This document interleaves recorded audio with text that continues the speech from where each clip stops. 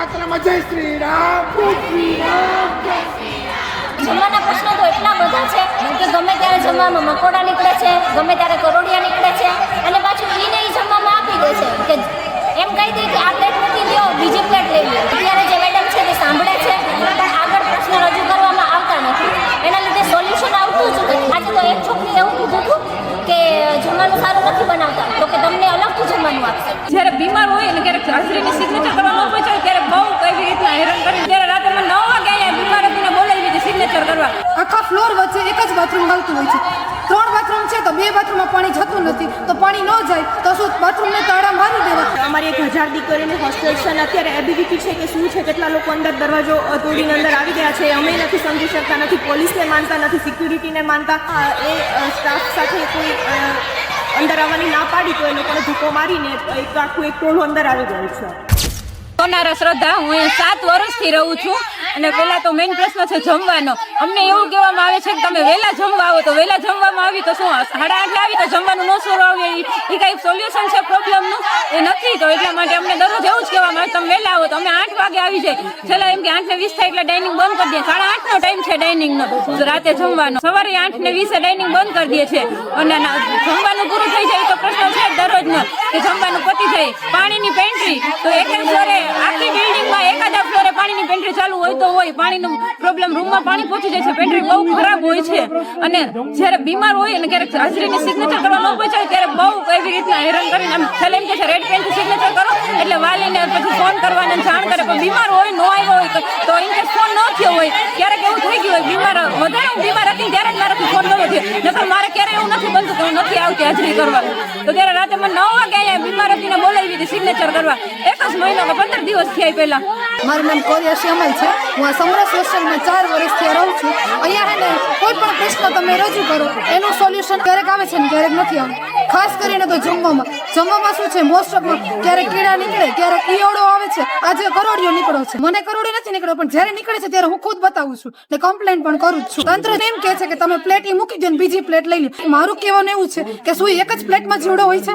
બધી આખી જમવાનું બનાવેલું હોય છે એમાં હોય છે ને। ખાસ પ્રશ્ન છે સફાઈના અને ટોયલેટ બાથરૂમના। બાથરૂમ આખા ફ્લોર વચ્ચે એક જ બાથરૂમ હાલતું હોય છે, 3 બાથરૂમ છે તો 2 બાથરૂમમાં પાણી જતું નથી, તો પાણી ન જાય તો શું બાથરૂમને તાળા મારી દેવા? ઓફિસમાં ખુદ લેખિત રજૂઆત કરેલી છે તો એ લોકો શું કરે આવી અને તાળું મારી દે છે, પછી શું કે અમે અમારી રીતે કરી દઈશું એટલે બાથરૂમની અંદર સોડા નાખી દે, એક જ દિવસ પાણી જાય છે જતું ને એવું ને કઈ સોલ્યુશન નથી। અમારી માંગ એવી છે કે અમારા જે કઈ પણ પ્રશ્નો છે એનું નિરાકરણ અમને જલ્દીથી મળે। મારું નામ બુઆદ્રા સુમિતા છે, હું સમરસમાં 6 વર્ષથી છું અને અહીંયા કોઈ પણ પ્રશ્નનું સમાધાન કરવામાં આવતું નથી। સર ને મેડમ અત્યારે જે મેડમ છે તે સાંભળે છે પણ આગળ પ્રશ્ન રજૂ કરવામાં આવતા નથી, એના લીધે સોલ્યુશન આવતું જ નથી। ખાસ કરીને જમવાના પ્રશ્નો તો એટલા બધા છે કે ગમે ત્યારે જમવામાં મકોડા નીકળે છે, ગમે ત્યારે કરોડિયા નીકળે છે અને પાછું એને જમવામાં આપી દે છે કે એમ કહી દે કે આ પ્લેટ મૂકી દો, બીજી પ્લેટ લઈ લો। ઘણીવાર બદલાવે છે રસોઈયા પણ છતાંય જમવામાં કોઈ નિરાકરણ જ નથી આવતું, મતલબ હંમેશા એવું એવો જ ટેસ્ટ, તમે કોઈ પણ ખાઓ કોઈ બી વસ્તુ ખાઓ તો ટેસ્ટ એક જ જેવો છે। જમવાનું સારું આપે, વોશરૂમમાં કંઈક સુધારા કરે, બધા જ પ્રશ્નનું નિરાકરણ લાવે અને પાછા આ લોકો એવું કહે છે, આજે તો એક છોકરી એવું કીધું હતું કે જમવાનું સારું નથી બનાવતા તો કે તમને અલગથી જમવાનું આપશે। નાના સ્ટાફનું એક છોકરી દ્વારા એવી રજૂઆત કરવામાં આવી હતી કે જમવાનું સારું નથી, એમાં તેલ કે એવું નથી હોતું, કેમ કે 2:30 વાગે જે છોકરીઓ જમવા આવે ત્યારે તો પાણી જવું જોઈએ તો પછી એને એવું કહેવામાં આવ્યું કે તને અલગથી આપવામાં આવશે, તો શું બીજી છોકરીઓ નથી? મારું નામ આનંદબા ખાચર છે, હું નાયબ નિયામક અનુસૂચિત જાતિ કલ્યાણમાં છું અને સમરસ ની જે છાત્રાલયો છે એમાં ચેરમેન તરીકે છું। ખરેખર દીકરીઓને એવી રજૂઆત છે કે અમને મોડેથી હોસ્ટેલની અંદર આવવા દો અથવા તો અચાનક અમને કંઈ જવું હોય તો વિધાઉટ રજા રિપોર્ટ જવા દો, એવી બધી રજૂઆતો છે કે અમને રજાના દિવસે પણ સવારે વહેલા અને મોડે સુધી બહાર રહેવા દો। તો એ થોડું સંસ્થાના જે નીતિ નિયમો છે એમાં અમારે દીકરીઓને એટલી બધી 1000 દીકરીઓની જવાબદારી છે તો અમારી પણ એક રિસ્પોન્સિબિલિટી આવે તો અમે એને નિયમોમાં રાખીએ છીએ, એટલે એ થોડી એમની વધારે રજૂઆતો છે કે અમને એમાં છૂટછાટો આપો। અમારી જે અલગ અલગ વિંગો છે બધામાં નહીં એક જ એવી રજૂઆત હતી કે અમારો રૂમનો દરવાજો તૂટેલો છે ને જે તે સમયે રજૂઆત કરી તો તાત્કાલિક એ દીકરીઓને અલગ રૂમ ફાળવવામાં આવ્યો હતો અને રૂમ પછી દરવાજો રિપેર થાય ત્યાં સુધી કોઈને આપ્યો પણ નથી. એક તો એ વસ્તુ છે કે અમારી 1000 દીકરીની હોસ્ટેલ છે અને અત્યારે એબીવીપી છે કે શું છે, કેટલા લોકો અંદર દરવાજો તોડીને અંદર આવી ગયા છે, અમે નથી સમજી શકતા, નથી પોલીસને માનતા, નથી સિક્યુરિટીને માનતા. તો એ આ જે છે એ વર્તન એક જે સરકારી સંસ્થા છે એની તદ્દન વિરુદ્ધનું છે, જેથી અમે કાલે એને પોલીસમાં જાણ કરી છે.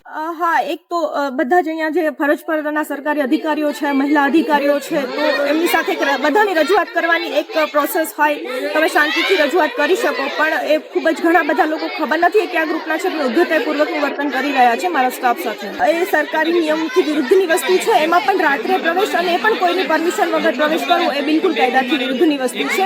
અને મારી એક બધાને રિક્વેસ્ટ છે કે દીકરીઓની કોઈ સંસ્થાઓ ચાલતી હોય, છાત્રાલયો, આવી રીતે રાત્રે પ્રવેશ ના કરે. એ સ્ટાફ સાથે કોઈ અંદર આવવાની ના પાડી તો એ લોકોને ધક્કો મારીને એક આખું એક ટોળું અંદર આવી ગયું છે.